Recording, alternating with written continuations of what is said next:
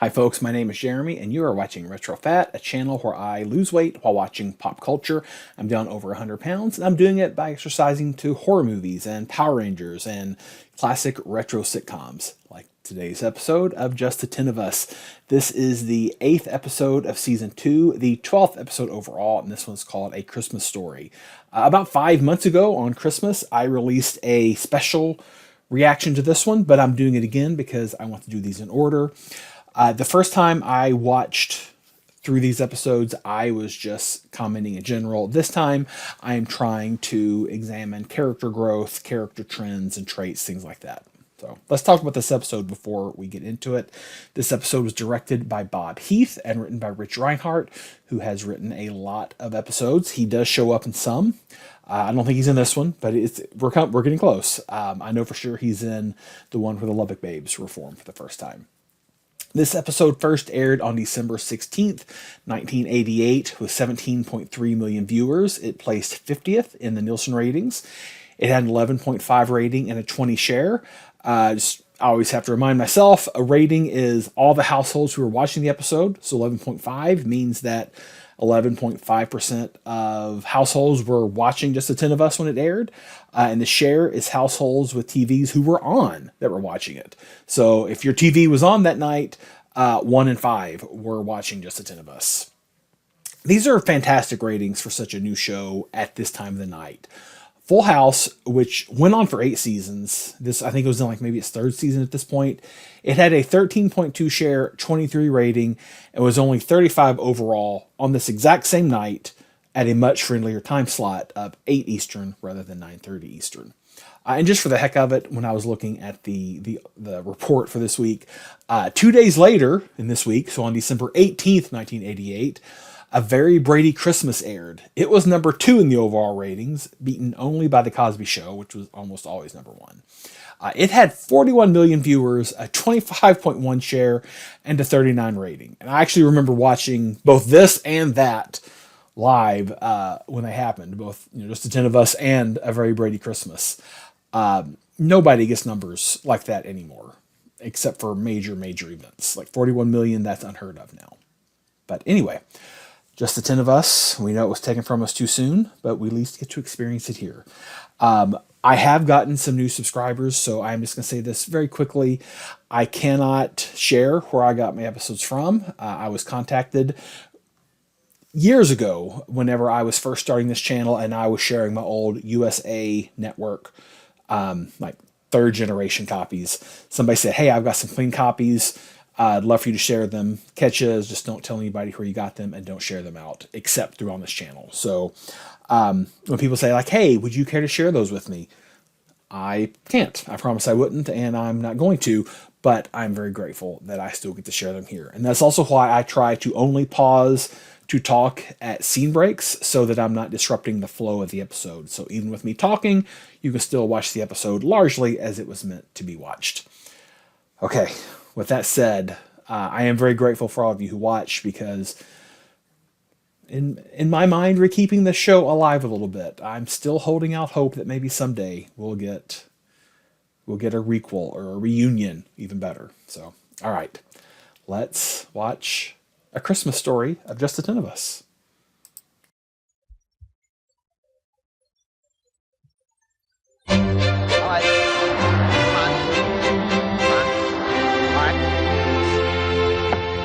Now watch it. Don't scratch it. You heard the man. Oh, Daddy! When Mom gets us on Christmas, she's gonna realize that your years together have not been in vain. Marie, are you sure this is the kind she plays in church? This is exactly the same. All right, guys, load it up. Well, wait a minute. Are you absolutely sure? Hey, let me cut through some of that buyer's remorse that's bubbling up inside of you. You said you wanted a church organ for the missus. Well, this baby was repossessed directly from the Little Sisters of the Poor. What? Yes, that's why they call them the Little Sisters of the Poor. Oh, wait a minute, we'll put it down. Look, if for some reason she doesn't like it, I'd get my money back, right? Yeah, the whole 500. It was 600. My mistake. All right, load it up. You heard the man. You won't be sorry. You won't regret this. It's a pleasure doing business with you. A man who an hour ago I didn't know, he's not my friend. There you go. Oh, she's gonna love it. She's gonna love it. Marie, your mother has always dreamed of owning an organ of her very own. Well, now she has one. Snatched from the poor little sisters of the poor. Yeah, well, we'll invite him over the house for a hymn.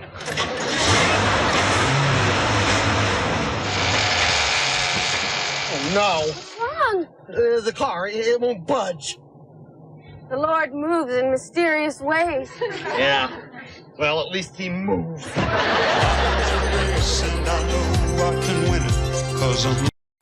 Sorry, took me a second to get my mouse working there. Hate to interrupt the theme song, but there was a glitch, and that is from where this was copied from the original VHS recordings. So that was not on my side or YouTube side or your side. That's just how that happened. I really want to comment on the opening, aside from the Little Sisters of the Poor, which is obviously that's going to tear up Marie. I like seeing Marie, who might be 17 at this point, functioning as almost a surrogate adult in this situation. It's nice. She is the most logical choice to be with Graham in this task of purchasing a church organ as a surprise for Elizabeth. And that is just really pleasant. I also just have to share, I love Christmas episodes. Holiday episodes are always my absolute favorite. I'm so sad this is the only Christmas episode of Just the 10 of Us we ever got, but so be it. And I'm also now realizing I paused and the Twin Towers are there in the background, which is also nice. But okay, let the credits play and I'll be back in a minute. Learning the rules of the game. If I can stay on the ball, take it minute by minute, I just might make the Hall of Fame. What can I say? I'm doing it the best I can. Leaning on nobody but me. Oh, seeing it from where I stand. Nothing comes easy. Oh, I'm always bringing home second places at the end of every one of my daisies. A house with all of the bases that keeps me doing it the best I can. Yeah, I'm doing it the best I can. I'll keep on doing it the best I can.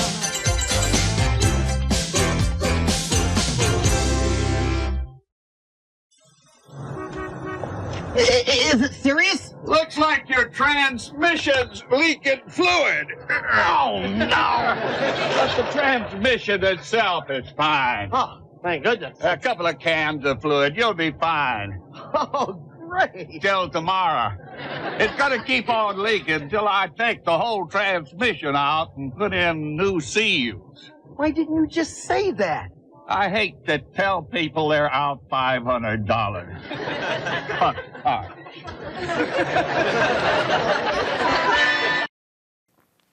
All right, so this is Bill Irwin. This is his first appearance on the show.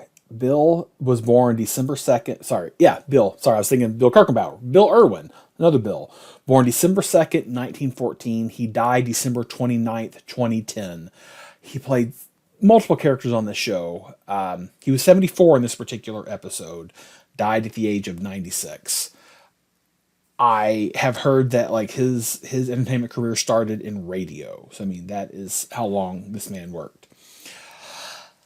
He's also a Christmas mainstay for me, and I bet a lot of you as well, because not just outside of this episode of Just the 10 of Us, he was also one of the old men in Home Alone, not the creepy one who lived next door to Kevin, but the one in the airport when the mom was trying to get home and she was trying to sell her earrings to the woman to get, exchange plane tickets for a later flight. And he was the husband who said, she's got lots of earrings at home. Nice dangly ones. That's him. Very distinctive appearance and voice. So again, he was in 4 episodes of Just the 10 of Us. He was also in my very favorite episode of Star Trek Next Generation, Remember Me, where he played Dr. Dalen Quace. Great episode. Nothing to do with Just 10 of Us, except it was roughly around the same time. I don't even know how to describe this, but I found it adorable the way Marie was eating pizza, just holding it like that and just chewing on the tip with it completely vertical. And I know that actors eat food in certain ways because that's just how you have to do it because of multiple takes and continuity. But I don't know, it just struck me as cute, I guess. Okay, all right, back to the show.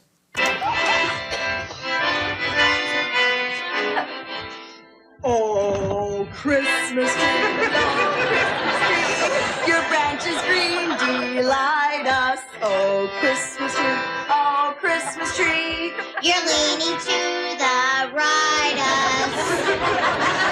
I got him! I found the ornaments! I found the ornaments! Well, if it isn't the geek who stole Christmas. I didn't do it on purpose! Oh, I know you didn't, honey. Next thing she's gonna say is it's a good thing that he's a total klutz. You know what, JR? I think it's a good thing this happened. It'll give us a chance to have some good old-fashioned family fun. We're going to make our own ornaments out of everyday things that we'd ordinarily just throw away. Now, I read about it in a magazine. Where did I put that? Oh, I threw it away. Well, then we'll just improvise. So what do you say, everybody, huh? Hey, where are you two been? I thought you just had one quick stop to make at the mall. Before anybody starts complaining about not getting expensive Christmas gifts this year, I just want to remind you that at least we've got a beautiful Christmas tree with ornaments that... Hey, where the heck are all the ornaments? Oh, this year we're making them out of garbage. Well, honey, where's your holiday spirit? In the refrigerator. I'm getting a beer. Watch your step. You almost crushed Lizard Man. Oh, yeah, sorry. What nativity scene would be complete without a guy with scales and webbed toes? Francie, what's wrong? My seals are leaking. Maybe you shouldn't have a beer. Okay, what's the deal? Just to save you all the time and trouble, I've given Dad my word not to tell anybody about where we were or what we did. Yeah. So did Dad get Mom the organ or not? How did you know about that? I told them. You? You listen in on phone calls? You hear things. Now that you know about the organ. Yeah, go ahead. J.R. and Sherry, leave the room. Not a chance. If you don't, Santa Claus may just not come this year. Don't give me that Santa poop all over. Yeah. So you two don't believe in him anymore? Nope. And you're both so sure of that, so positive that you're willing to risk not getting any gifts this year? Ah, nuts. Mind games. Elizabeth, it's not just a little mechanical problem. The transmission is leaking fluid. So the car won't run? Oh, no, it runs fine. It just won't go. Well, how'd you get home? I drove. In the car that won't go? Elizabeth, women don't understand mechanical things. Honey, if you drove the car home, it can't be that bad. Bad? The transmission has to be ripped out of the car. It's only metal. I mean, it's not like you're losing an organ. You know about the organ? I mean, what organ? No, I mean like a heart, lungs, spleen. You know, Elizabeth, sometimes when I'm talking to you, I'm sorry we speak the same language. Fine, Graham, fine. Insult your wife at Christmas. Peace on earth, goodwill toward men. Well, peace on you. Elizabeth, I'm sorry I insulted you, but this car business has me very upset. Well, I'm sorry too, Graham, but I don't have time to stand around and be insulted and watch you yell at our kids. I have 16 dozen more Christmas cookies to bake. I've got to make ornaments out of garbage, and every time I play my accordion, I bruise myself where a woman shouldn't be bruised. I'm sorry. Really. All right. That's better. Now, whatever's wrong with the car shouldn't ruin our Christmas, now, should it? No. Okay. Not a chance.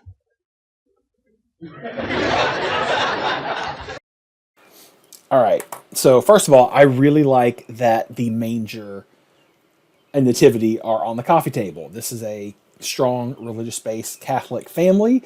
It makes good sense that it would be. Most Christmas episodes don't ever lean into the religious side of things. Of course, just the 10 of us would. I also really liked that when the scene started, Wendy and Connie were, a little just doing their thing, a little sarcastic, but not Cindy. She is fully into it, which fits her heart. I love that about her character. we have JR breaking the ornaments. Christmas is a big deal at our house. This Christmas, I'll take you on a tour. We literally put up 4 trees. One of my travel traditions is every time I go somewhere new, every time I go on a trip, I bring home an ornament. So we literally have a tree just of travel ornaments. So breaking ornaments like that would just absolutely break my heart. But clearly, these are just purchased ornaments. Did not seem to be any sentimentality involved with this. We're leaning into Elizabeth as a musician. I don't know if we ever see the accordion again. Maybe we do. But regardless, we do see her musically perform in future episodes. I shared this last time. I'm going to share it again this time. I don't like Graham and Elizabeth sniping at each other. And clearly, it did not stick. It didn't feel authentic here. And I think it wasn't consistent in the show. They are a couple who loves each other. So I'm glad that didn't stay. But I will say I'm very happy for the peace on you comment, that's gold. So Dad had to take back Mom's beautiful organ in order to have money to fix the stupid car. That is so sad. The way Dad scrimped and saved all year, giving up his daily Mounds bar, collecting empty soft drink cans in the park. Dad did that? No, I just thought the story needed a little embellishment. There is nothing sadder than a moon-faced man who's just lost his organ. I just have one question. Well, which organ does Mom need? I'm just asking because I'd be happy to donate any organ I'm not using. All right, that's exceptionally dumb, even for Cindy, but it also goes to show she is a very caring person. I'm surprised the show is not leaning more heavily into the organ as penis joke. That was kind of the only one we've ever really even gotten close to. The rest have been bodily organs. So, I don't know. A little double entendre that they're not using, I would think, to the fullest advantage. So you never told your wife that the car's going to cost $550? Dwayne, you don't seem to understand. A marriage is a sacred institution built around mutual trust. Sometimes you have to lie to protect that trust. I don't understand. All right, let me demonstrate for you. You be me, and I'll be Elizabeth. I'd rather be Elizabeth. Dwayne, we only have 2 minutes here before class starts. Now, will you just kind of go along with me on this? All right, now you just got home from work. Now tell me about the transmission. What the hell are you doing? I've been at work all day. I missed you. All right, 1 minute and 30 seconds. Okay. Elizabeth? You lost your hair. 1 minute and 15 seconds and slipping away. All right, I'm sorry. Okay. Elizabeth, the transmission needs to be fixed and it's going to cost $550. Oh, no! We'll have to take back all the children's gifts to pay for the car. Oh, no, not at all, honey. You see, it just so happens I saved that much money for another purpose. What purpose? And you can't tell her about the organ she's not going to get. Oh, yeah. Oh, yeah, me. What were you saving that money for? What happened to mutual trust? What other secrets are you hiding from me? Well, you'll have plenty of time to think about it tonight on the couch because you're not sleeping with me.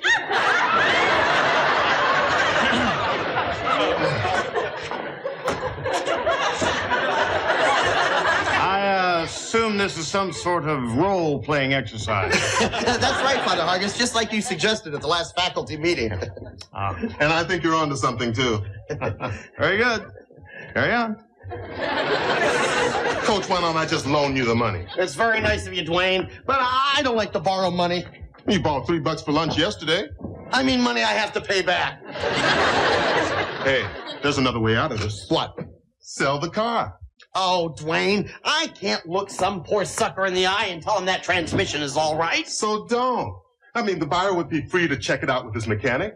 Yeah, but... And you can probably get enough of that car so that you can buy a car that runs, so you can use your secret money to buy Elizabeth her organ. She sure would love that organ. So does this mean I don't have to sleep on the couch tonight? Hey, if you need any help with anything, just let me know. Okay, thanks. Coming through, fellas.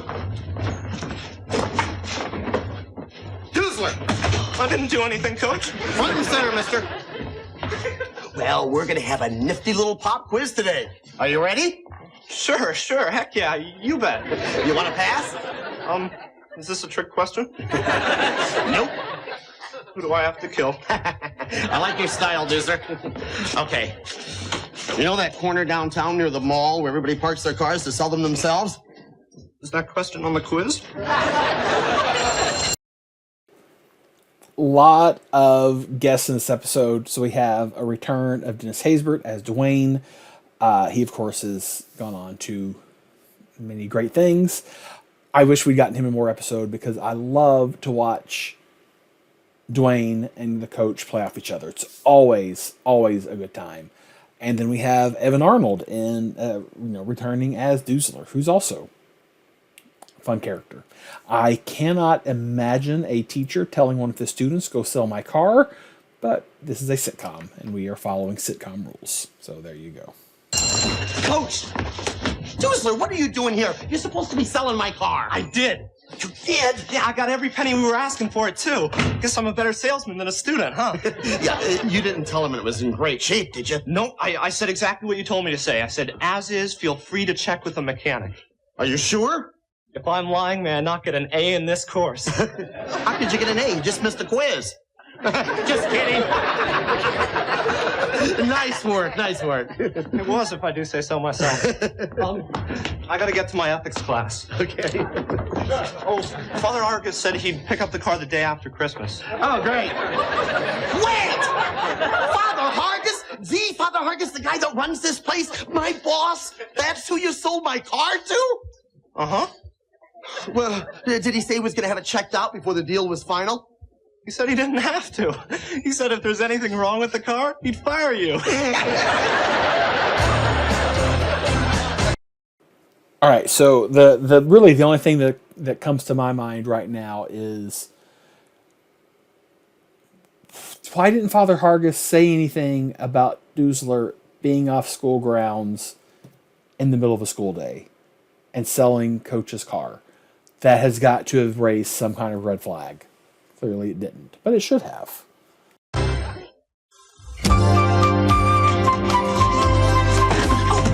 me. Get the head back on. Either way, you're not going to blow it now. Don't nobody will notice. Before we go in, I just want to say, as your leader, how proud I am of what we accomplished tonight. I can't wait to see Dad's face on Christmas when we tell him the transmission is fixed, free of charge. Those boys at the auto shop were so sweet. We must send them a thank you note. And after all they did for us, they want to give us presents. But I don't want to spoil the surprise, but Ramon said that they could hardly wait to come over and give us each a Christmas goose. No more tea, sister. My kidneys can't take it. You're welcome. Thank you, Sister Ethel. Thank you. Be careful. So, did you have the car checked out? Oh, yeah. Including the transmission? You betcha. Oh, well, I'm glad no money changed hands. I'm sorry I sold you a car in that condition. It's checked out clean as a whistle. This was a licensed mechanic? I'll pick the car up on Monday. He didn't find anything wrong with it whatsoever? Not even a little leak in the transmission? Look, Lubbock, you sold me that car fair and square. Now get your butt out of here and have a Merry Christmas. I can't do it. I can't sell that car to my boss. How about to a former boss? Happy motoring. All right, so we have the girls having fixed the car. That ridiculous Christmas goose line from Cindy. So the car's fixed because they got the boys at the auto club to do it. So we now have Father Hargis has inspected a new car, or not a new car, but a car that has no issues.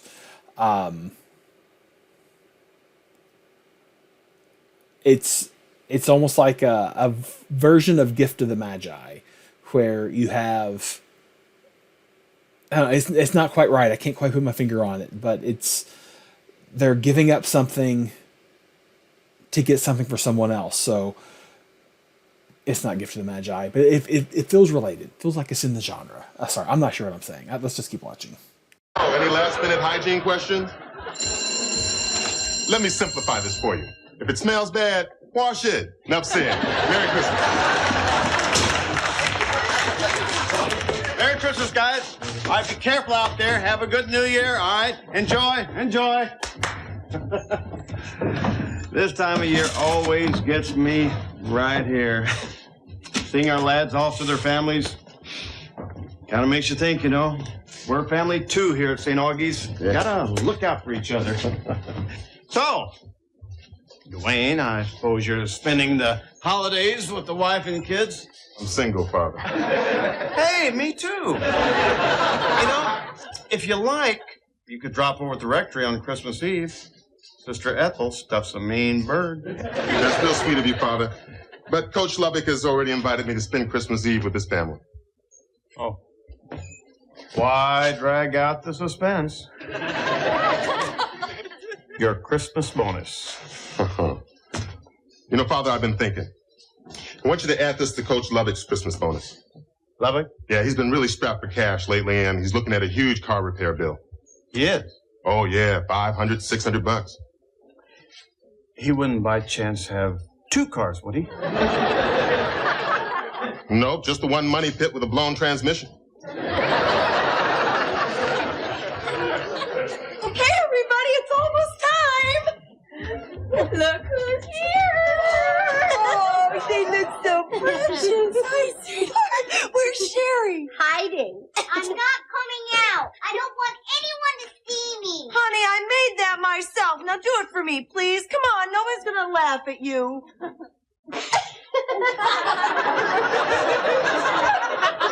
Okay, you've seen me. Now can I take it off? You know, Mom, isn't this one of those moments we should capture on film? Oh, that's a good idea. I think this picture closes the door to any political career you might have had. In a few hours, this outfit will be off, but you'll still be a suck bag. Okay, everybody sit down. I want the little kids in front. We're gonna sing some Christmas carols, and then maybe, just maybe, we might get a visitor from the North Pole. Where's Dad?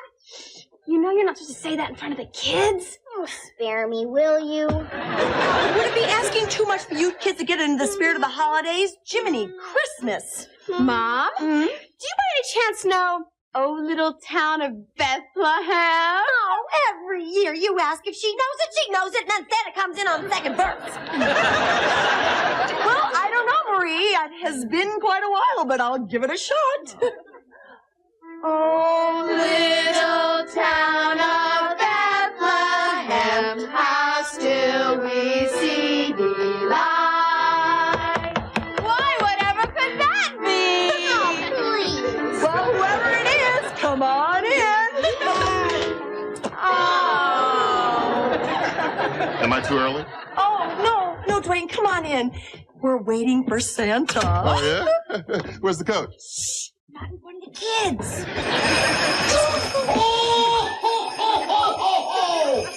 hear him. I hear Santa. Ho, ho, ho, ho! This must be the Lubbock house. I can tell by the cookies they always leave on the porch for me. Where are the damn cookies? Uh-oh, we forgot the cookies. You forgot them. You know, this is the right house, all right. I can tell by all the fighting going on inside. Ho, ho, ho! Oh, my Santa, what a surprise. I said, ho, ho, ho! Ho, ho, ho. Well, has everyone been a good little boy or girl this year? Yes. Wendy? Yes. Well, good. That's real good, because Santa has no use for bad children, or bad teenagers for that matter. Especially teenage girls who spend their whole day thinking of boys and sex. As I was telling my elves the other day at the North Pole, sex is the kind of thing... Santa! With all the stops you have to make tonight, I really don't think you have time for a sex lecture. Oh, yeah, your mother's right. I'd kind of like to hear it. Well, old Santa Claus has got a lot of ground to cover tonight, so I'll just leave this garbage bag here for you. Say ho, ho, ho, and be on my way. Oh, give my best to Coach Lubbock. He's one hell of a guy. Oh, we will, Santa. Enough said. Well, Merry Christmas to all and to all. Wow! Elizabeth, who left the stinking trash cans about? Never mind. All right, one at a time now. One at a time. Oh, gee, was Santa here? You mean I missed him again? Ho, ho, ho. Well, did everybody get their presents? Oh, yeah! Dad, I can't put into words what I feel about this shirt. And those aren't even your main gifts. Elizabeth, what did the jolly old elf leave you? Oh, Graham, I don't need anything. Yes, you do. No, I don't. Yes, you do. No, I don't. Oh, play along with this now, will you? I'm sorry. Well, apparently I wasn't a very good girl this year because Santa didn't leave me anything, okay? What? Well, that's impossible. I happen to know you were a very good girl this year. Why didn't you look around? Could it be that big old thing out there on the porch with a bow on it? Dwayne, have I mentioned what a blessing it is to have you here tonight? No. Well, there's a reason. What do you think that is? Oh, what are you doing on there? Come on, get off of there. Oh, Grandma, I don't know. Why don't you look? Oh, my. Graham, this is wonderful. Oh, honey, how did you ever... Oh, it wasn't me. This is a gift from St. Nick. Oh, if he was here, I'd give him this. Well, I'm sure glad that he wasn't. Let me just say, I love frustrated Connie when she is railing about how Santa comes in the second verse of A Little Town of Bethlehem. Always great. I love this entire episode. It's just, or this entire scene. It was just comfortable and fun and pleasant. I'm also realizing that I forgot to mention this episode was the first appearance of Sister Ethel, Maxine Elliott Hicks, who is just, comedic gold. I love Sister Ethel. And she was used progressively more as the series went. In my mind, I might even imagine, a fifth season where Father Hargis and Sister Ethel were regulars, but always funny. Well, Dwayne, now I remember why I invited you over here tonight. To think I passed up Sister Ethel's bird for this. I can't believe it. My own organ. Daddy? What? This is what Santa left for you. No, I didn't. Well, let's see what Santa left me. As your present this year, my elves have fixed the transmission in your car. It's a way to thank you for all the nice things you do for your daughters. You sometimes forget to say thank you. Merry Christmas, Daddy. Oh, girls, this is the best Christmas present ever. God bless this one and all. Well, we had nothing to do with it. Yeah, it was Santa. No, it wasn't. It was Al. Well, next time you see him, tell him I really appreciate it and that I'm really proud to have him for a daughter. Which makes it all the more difficult to tell you that the day after tomorrow, the car you so generously fixed for me is...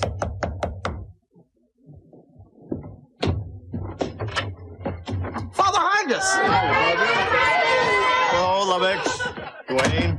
I just dropped by to wish you all the joy of the season. Oh, well, Merry Christmas to you too, Father. How about a cup of eggnog? Oh, no, really, I can't stay. I just needed a word with the coach. Oh, no, please, I insist. Now, you wait right there. Outside.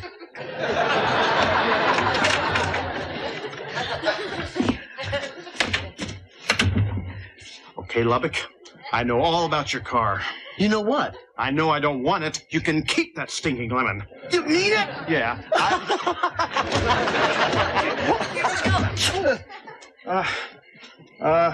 We were just doing a little role-playing exercise. Uh-huh. Well, here you go, Father. Oh. And please come inside and see the present that my husband gave me for Christmas. You. Okay, all right. Hey, an organ, doggone. I haven't played one of these since the seminary. You played? Oh, please. No. Oh, no, please, come on. It would be like blessing the instrument to have a man of God play it first. Well, okay. Oh, kids, Father Harkins is going to play a song to mark the special occasion. Come on, get up off your duffs. This is a tender moment.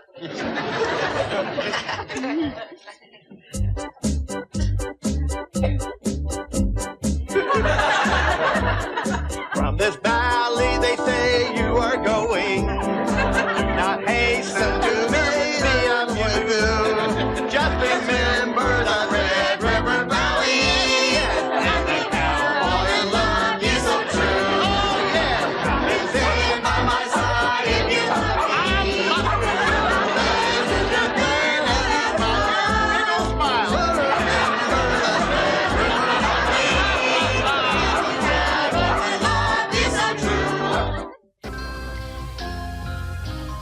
Weekend hikers seeking the thrill of a lifetime get more than they bargained for when they're stalked by a vicious killer.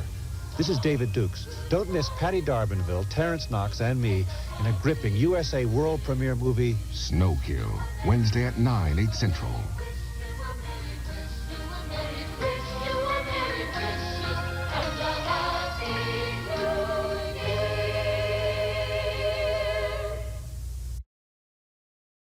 All right, so I had to splice on the USA Network version of the closing credits for the Christmas episode because my copy didn't have the closing credits.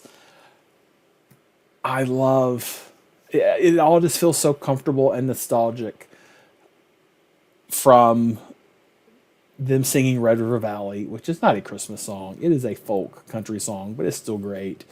To even hearing the USA Network voiceover that just feels so 90s. Just everything about this, it's just like, chicken noodle soup for the soul. I love all of it. Great episode, great show. As we're watching this, I'm recording this in June 2025, not Christmas, but it still makes me ready for Christmas. So, as always, thank you so much for watching. Thanks for spending part of your Friday night with me, and I will see you next time.